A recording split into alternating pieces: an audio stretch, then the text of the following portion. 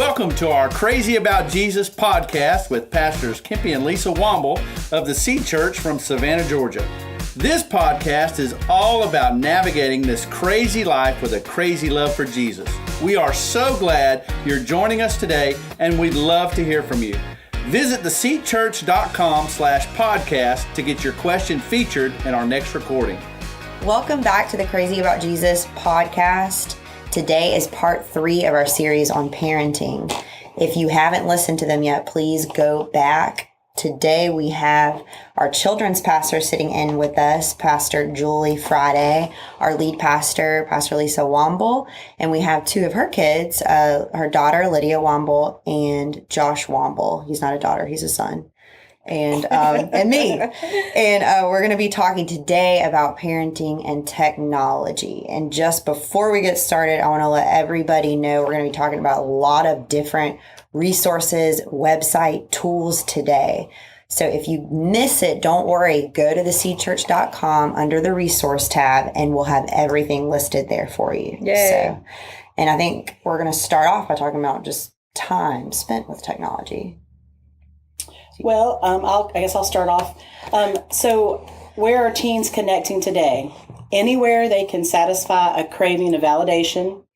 Teens want views. They covet likes. They connect with friends, followers. This generation desires attention and affirmation, often without discretion. And the time that they're on these devices is becoming a great issue. So just to give you some statistics, the average tween is on, whether it's smart devices, gaming, or television, 6 hours a day. The ages between 13 and 18 is 8 hours and 56 minutes a day. And here is the shocker, which they all kind of are shockers, but adults are on 9 hours a day.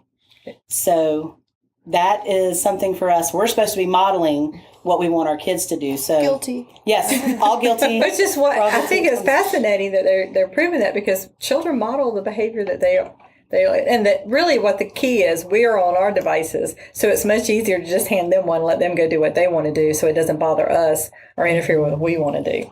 So basically, it's lazy parenting, which I've been guilty of. We all have. Yes, it's lazy parenting. That's what it is. And I mean, those statistics start at tweens, but really now, even younger. My 2-year-old, I mean, it's so easy to hand her a phone, YouTube, or whatever, but the habits begin then. Exactly. Right? Last night, and when Kempy was doing his class, Noah was making noise, so I picked him up and took him out, and I'm sitting there trying to play with him, and I want to read something and write as he's talking. So I grabbed my phone and put up a video and started to put it in front of his face. I went, what am I doing?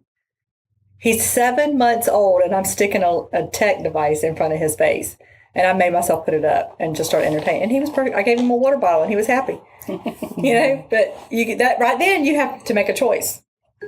Am I going to prepare him for this for the rest of his life, with being stuck on this, or do something different? It's a pacifier. It is a pacifier. Yes, it really is.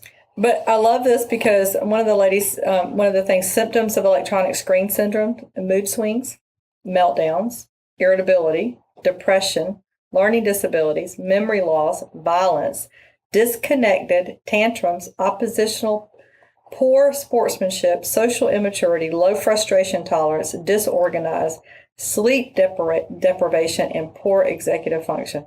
All that affects our kids. Mm-hmm. Sure does. But I was thinking about it this morning.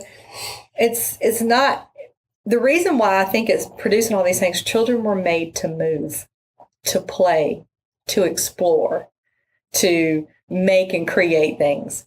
They're not outside doing that anymore. And that's why we're getting all this bad behavior. And then they go to school and they don't do it at school either, because what's the first thing the teacher takes away from them? Recess. Right. Which makes no sense to me. So kids aren't getting that release of that they need, and so that they don't know any other way to release it except through behavior.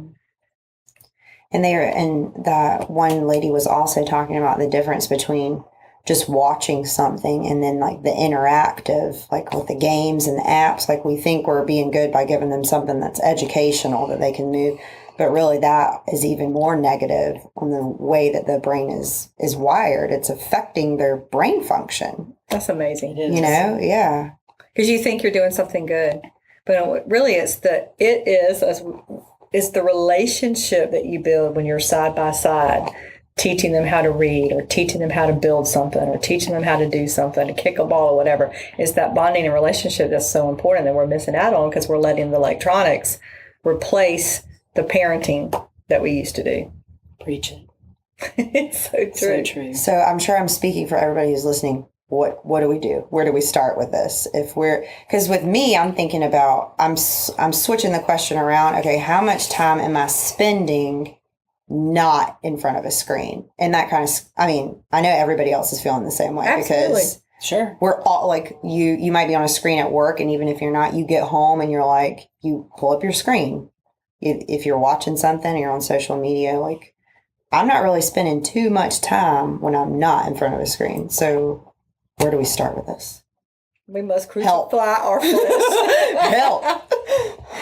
You got to crucify your flesh. That's the main thing. And the thing is, parents have got to realize that they have to do what everybody else, what you're expecting your children to do. So since they model your behavior, are you reading? Are you, at least turn the electronics off during TV time? Not TV time. Turn the electronics off during, that made a lot of sense. Turn the TV off during dinner time. So there's conversations going on. Start somewhere. They even have little things out now where if you don't even know how to start a conversation in your family because it's been so long, that there's a box of cards and you can pick it out and there's a question on it that says, okay, so everybody talks about this. But there's even things to help people. It's so sad that we're so in our electronics now, we don't even know how to talk to each other anymore. I would think that means that it's an addiction if we've gotten to that point. Absolutely. Well, it's called do we panic tech when we dependence. realize we left our iPad somewhere or our phone somewhere? I was back on the games about instant gratification. Each click is instant. And then when you're playing outside, you have to delay your gratification. Because you have to wait for somebody else to take a turn or something. Or you have to build something. You have to make work. something to get gratification. Yeah, That's why which they're has so to bright. goes into problem solving too, I'm sure. Tempers, tantrums, not getting what they want. And I think Lydia was talking earlier about a resource for some of these parents. Do you want to talk a little bit about that?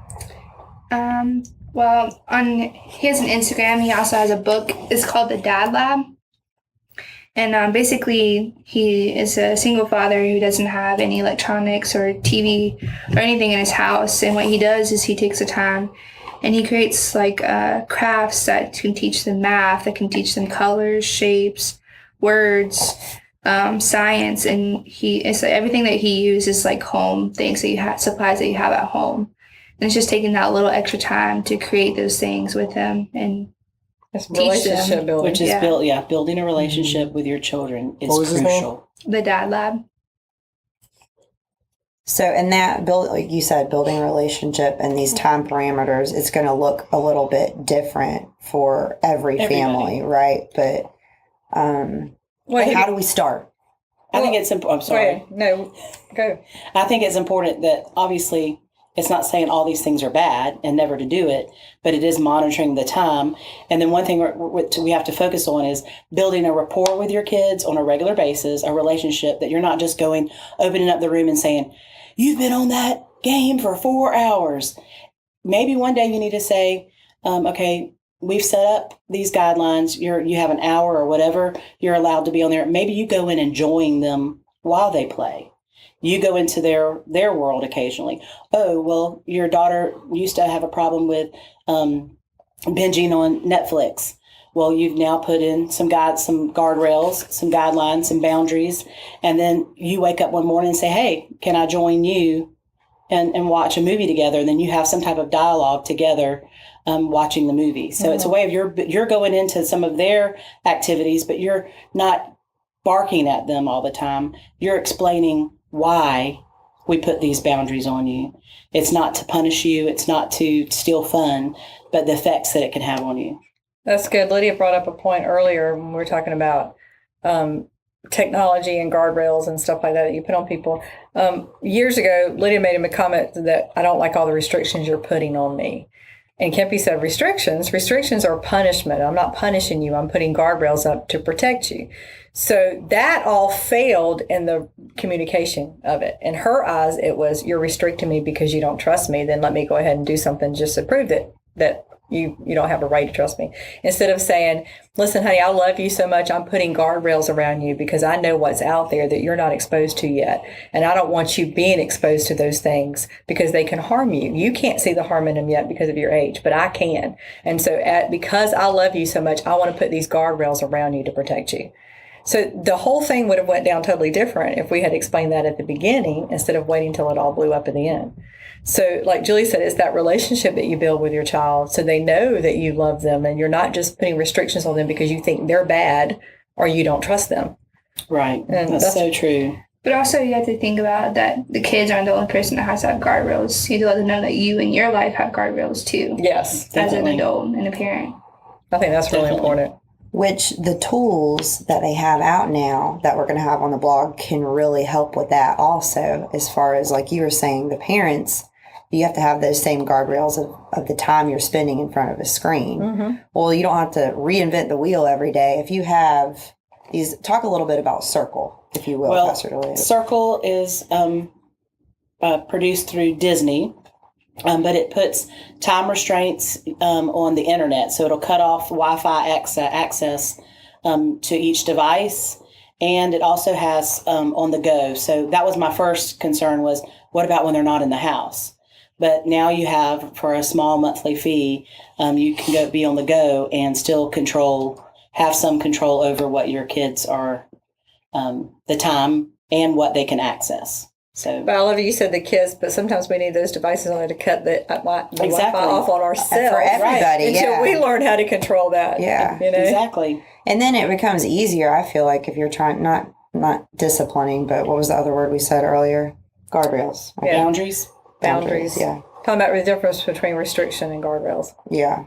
I don't know. I lost it. Sorry. Well, because kids always think that you're just doing things to be mean to them or because you don't trust them. And that's really not why you're doing it as a parent. You're doing it because to protect them. But if you don't have a relationship with them, they'll never see it that way. Mm-hmm. They'll just see it as you being mean or you being too religious or you're being whatever instead of, I'm doing this because I love you. And the tools will help you be consistent with that. That's what I was going to say earlier. Without this tool, without a tool to help you, it's like, oh, you know, a few days go by and you've forgotten to like reinforce the fact that Lydia brought up something earlier too. She said, well, what about privacy? Okay. Well, our first response as a parent is, you're in my house. You have no privacy. But there's got those guardrails kind of things. You can say to them, I'm giving you this much leeway until something happens that violates that trust. And then let's talk about it before it happens. If you violate this trust, here's what we're going to have to do. Do you agree with this or not? In other words, and I know the kids normally, if you lay it out ahead of time and say, this is what could lead to that. See, they can't see the dangers. They can't see the consequences. They're mapping it all out. They see it right now at the moment. They don't see the future. Okay, if I talk to this person, it's safe right now because I'm at my home. Oh, well, then they want to meet with you. Okay, well, if I go meet with them, it's still okay because we're at the mall or we're somewhere. They never see the whole danger of where it can go. Or they get themselves in a situation that they don't know how to get out of. And they want you as the parent to come rescue them. Because they don't know what to do. Well, that brings up, I just read an article, where we can put this on the link as well, but her son was playing other people that he didn't know on his gaming device, and the person would chat with him, and then finally he goes, hey, I want to buy you a new something for his game, new minutes or a new device. So what's your address? So the kid gives the address because what kid? Yeah. Wait, you're going to pay for me to do this so we can play more? Hey, I'm going to buy this for you so we're able to do this more. And the mother found out, immediately calls someone to get some advice, calls the police. The police jumped on it immediately, found out that the guy was a pedophile. So you don't know who the kids are playing. You've got to somewhat be in their world to monitor some of that, you know. So it's a crazy world. It is. And what we've So far, really what we've talked about is technology as a whole. We're talking about screen time, period. We haven't really gotten into social media. Do y'all want to touch a little bit on social media? I just know that that's maybe one of the first things parents think about is when is social media okay as far as age? I don't know the answer to that. My 12-year-old asks me that on a regular basis, and my answer to her is, I don't know. It's something that spending lots of time with the Lord to lead and guide, and then how well am I going to be at monitoring it? I mean, you can't live in la la land. No. Because your kids will get into. Well, share about that Instagram thing that you found out. Well, y'all have that quote. Well, the quote was basically that the Instagram Explore tab is the number one way that kids are introduced to porn because it's so it finds them before they even know to go looking for it. And that's the thing. That's how the enemy traps them. He's very subtle with it, and we don't even realize they're even doing it. So and we're not talking about kids who are bad. No. This isn't bad kids. No. These are good kids. No. It's just open door for the enemy. And their curiosity is going to get them, and they're going to look because of their curiosity. The other thing I think is really important is since we can't be there 24/7 with them, I think one of the things that they've shown is that if a kid has their phone in their room, they lose sleep, they lose production, they lose all kind of stuff. So one of the easiest things a parent can do before they even know of all these apps is the phone at a certain time, 8 o'clock, 9 o'clock at night, goes in my bedroom. And it stays in my bedroom all night long underneath until the my next pillow. day. Yeah. It stays in my room so you can't have access to it. And you'll probably find out a lot of stuff because there are a lot of things that'll probably be coming over from midnight to 6 o'clock in the morning that probably would not be there during the daytime because they're afraid somebody might see it.